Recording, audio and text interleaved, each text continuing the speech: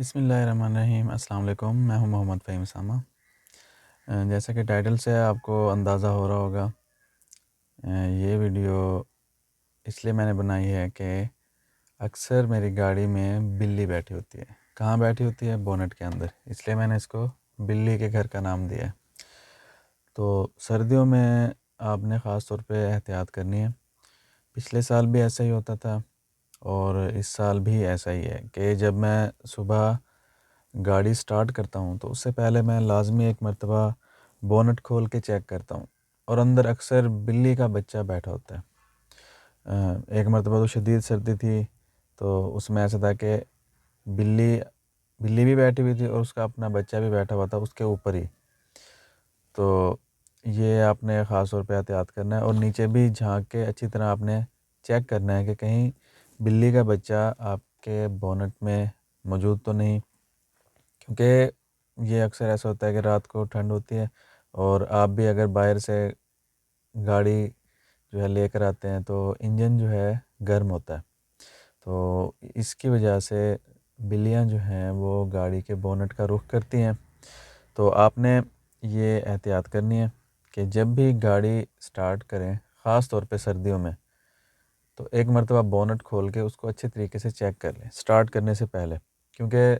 ظاہر ہے جب انجن چلتا ہے اس کا بیلٹ ہے وہ بھی گھومتا ہے، تو اگر خدا نخواستہ بلی وہاں پر ہوگی تو وہ اس میں پھنس بھی سکتی ہے،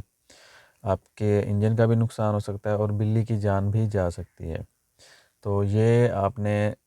تھوڑا سا احتیاط کرنا ہے۔ تو لازمی اس بات کو اپنی عادت بنا لیں کہ جیسے ہی گاڑی آپ کہیں لے جانا چاہیں تو اس کو سٹارٹ کرنے سے پہلے بونٹ کو کھولیں اور اچھی طریقے سے چیک کریں۔ بعض اوقات چوہے بھی ہوتے ہیں، بلیاں بھی اس میں چلی جاتی ہیں، تو یہ مجھے لگا کہ شیئر کرنی چاہیے۔ اور اس کے علاوہ ایک دو چیزیں اور ہیں جو سردیوں کے حوالے سے بہت زیادہ اہم ہیں۔ سردیوں میں آپ نے اکثر دیکھا ہوگا کہ گاڑیاں جو ہیں جب مطلب روڈ پہ آپ نے دیکھا ہوگا اکثر گاڑیوں میں نا اندر شیشوں پہ بھاپ فوگ ہوتی ہے، تو وہ بار بار جو ہے نا یا تو صاف کر رہے ہوتے ہیں کپڑے کے ساتھ، یا تھوڑا تھوڑا شیشہ کھولتے ہیں جس سے ٹھنڈ اندر آتی ہے، تو اس چیز سے آپ بچ سکتے ہیں بآسانی۔ اس کا طریقہ کار کیا ہے کہ لوگ جو ہیں اکثریت ایسی ہے کہ جسٹ ہیٹر آن کرتی ہے، مطلب جو تھرموسٹیٹ ہے اس کا اینالاگ، اس کو کولنگ سے ہٹا کے ہیٹ پہ کر لیتے ہیں اور فین چلا دیتے ہیں، تو اس سے کیا ہوتا ہے کہ وینٹیلیشن نہیں ہوتی آپ کی۔ آپ نے کیا کرنا ہے، سمپل اے سی کا بٹن آن کر دینا۔ اے سی کا یہ مطلب نہیں ہے کہ وہ ٹھنڈ دے گا، اگر آپ نے تھرموسٹیٹ ہیٹنگ پہ رکھا ہوا ہے تو وہ آپ کو گرم ہوا ہی دے گا، جیسے کہ ہمارے ڈی سی انورٹر اے سی ہیں، تو ڈی سی انورٹر جو ہیں وہ کیا کرتے ہیں کہ سردیوں میں آپ اس سے ہیٹر کا کام بھی لے سکتے ہیں اور گرمیوں میں وہ اے سی کا کام کرتا ہے۔ تو اسی طرح جب آپ نے گاڑی کا تھرموسٹیٹ ہے اس کو ہیٹ پہ رکھا ہوا ہے، ٹھیک ہے، لیکن ساتھ آپ نے اے سی بھی آن کیا ہوا ہے، تو آپ کو گرم ہوا بھی ملے گی اور ساتھ ہی کیا ہوگا، آپ کی گاڑی میں وینٹیلیشن بھی رہے گی اور شیشوں پر بھاپ نہیں آئے گی، بالکل بھی نہیں آئے گی۔ میری یہ ہمیشہ سے روٹین رہی ہے، تو موسم کے حساب سے میں تھرموسٹیٹ کو سینٹر میں یا ہیٹ کی طرف یا کول کی طرف کر لیتا ہوں۔ بعض اوقات ہوتا ہے کہ سردیوں میں بھی آپ کو گرمی لگنا شروع ہو جاتی ہے، تو ایسی صورت میں اگر اے سی چل رہا ہے تو بآسانی آپ تھرموسٹیٹ کو اوپر نیچے کر کے اپنے گاڑی کا جو ہے انوائرمنٹ، اس کا ٹیمپریچر معمول پہ رکھ سکتے ہیں۔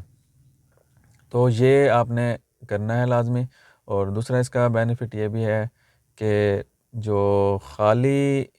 ہیٹر ہے اگر آپ نے وہ چلایا ہوا ہے تو گاڑی کے اندر کاربن مونو آکسائڈ جمع ہونے کا بھی خدشہ ہوتا ہے، تو اس لیے اے سی چلانے کا یہ بھی فائدہ آپ کو ہوگا کہ اندر جو ہے گاڑی میں گیس جو ہے وہ جمع نہیں ہوگی۔ اور آبویسلی لازمی بات ہے کہ آپ کا گاڑی کا جو اے سی ہے وہ مطلب مینٹین ہونا چاہیے، اس کو بار بار آپ چیک کرواتے رہیں ٹائم ٹو ٹائم،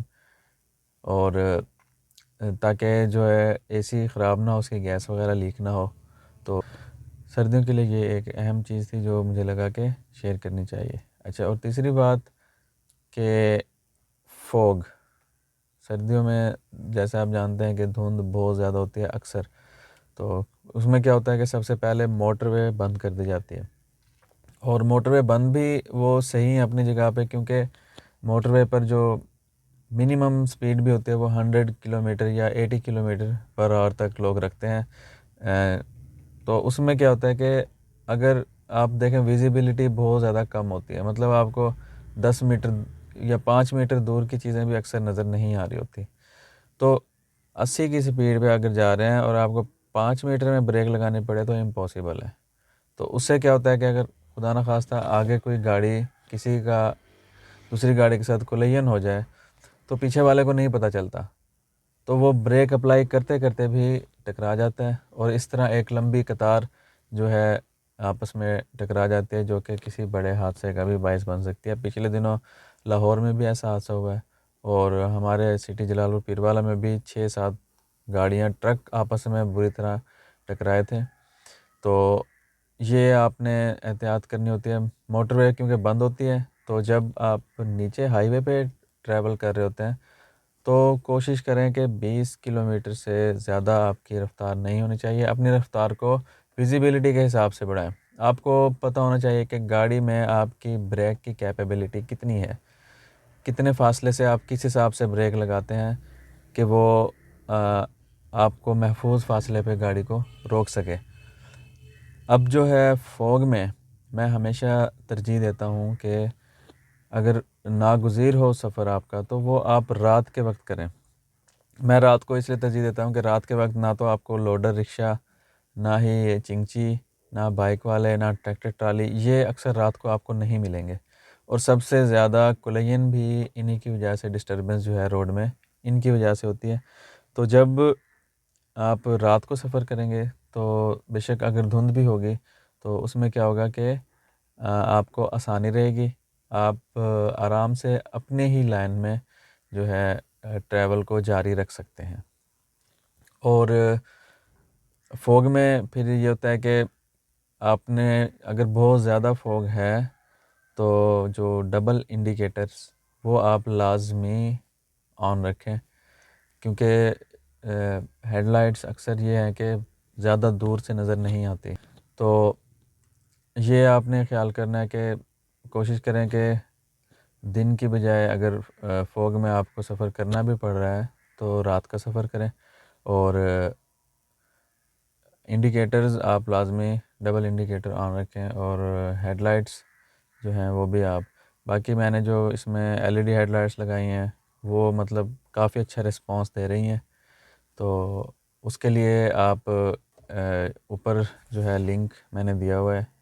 اس کو یوز کر کے آپ چیک کر سکتے ہیں کہ LED میں نے کون سی لگائی ہیں اور ہیلوجن اور LED لائٹس میں کیا ڈفرینس ہے۔ تو انشاءاللہ آپ سے پھر دوبارہ ملاقات ہوگی اگلی ویڈیو میں، تب تک کے لیے اپنا بہت زیادہ خیال رکھیے گا۔ اللہ حافظ۔